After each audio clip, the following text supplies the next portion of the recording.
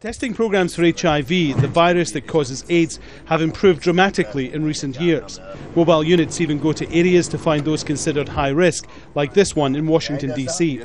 Now, a report from an influential panel of doctors says every American aged 15 to 65 should be given access to the test, even if they're not in a high-risk group, such as drug users who use needles or men who have sex with men.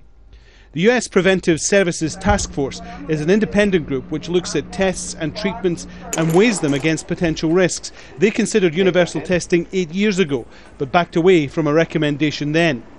But with growing success for new AIDS drugs and treatments, the group believes diagnosing the virus sooner could cut infection rates. There's more evidence about how good treatment is, how important it is to be on treatment. And fortunately, when you're on treatment, your chance of transmitting HIV to someone else is reduced.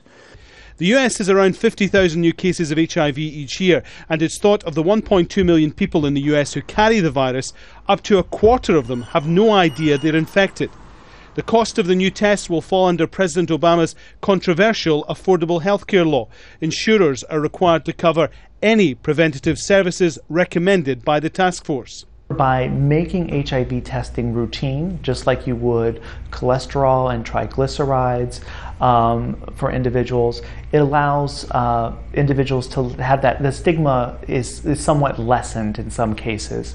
There's no suggestion that testing will be made mandatory. The task force says everyone can be offered the test and they have the right to say no. But the new guidelines should remove any confusion for doctors about who could and should be offered the test.